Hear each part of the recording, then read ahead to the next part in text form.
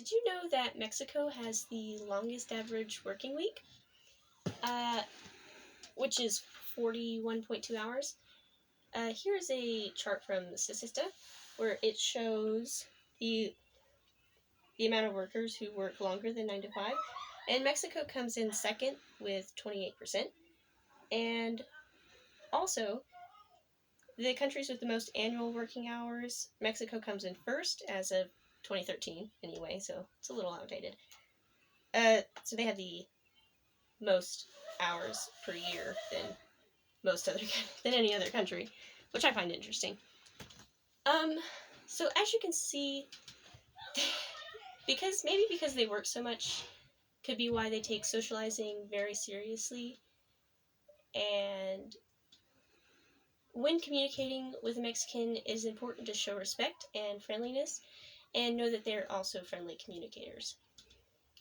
I wanted to talk about this culture for a couple of different reasons.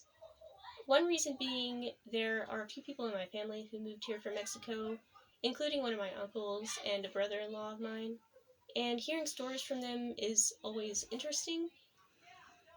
And so I got some of my information from them, but most of it is from Culture Atlas, copyright 2020.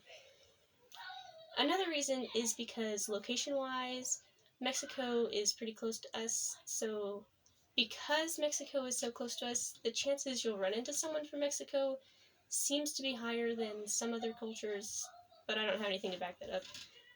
If you do happen to communicate with a Mexican, this information will come in handy and help you to be more comfortable and understanding. First, I want to talk about their style of communication, and then I will talk about some social etiquette, and lastly, I will talk about what is considered respectful and disrespectful. According to Communicate, Mexicans have a friendly and indirect way of communicating in order to seem non-confrontational.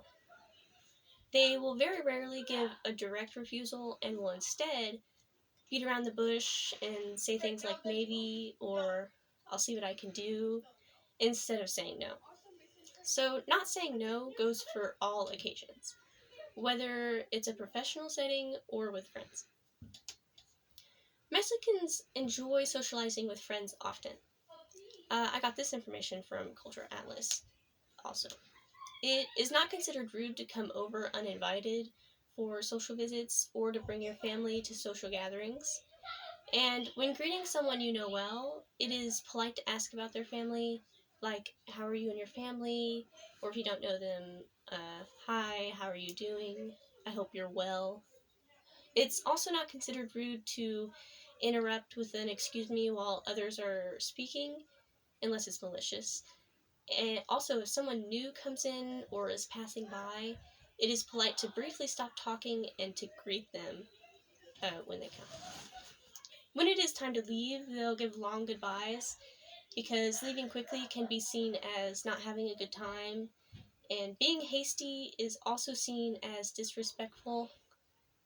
Respect is important everywhere, so it's important to know what is and what isn't respectful in Mexican culture, or any culture, really. But in this culture, it is important to maintain eye contact, and they also like to stand pretty close while having a conversation, because not standing close can be seen as standoffish or disrespectful. Also, one should never criticize someone where others can hear. Not only is it embarrassing and very disrespectful to that person, but the criticizer is also seen as someone who cannot show respect, and which is a pretty big deal. This was information from Culture Atlas and some from my family also. I could go on and on about this very wonderful and friendly culture, but I'm going to leave it at that. At least I got to their style and some social etiquette and a couple of things you shouldn't do. If you do happen to run into a Mexican, if you haven't already, this should help a little to start a conversation, but hopefully you will learn much more from them yourself. Thank you.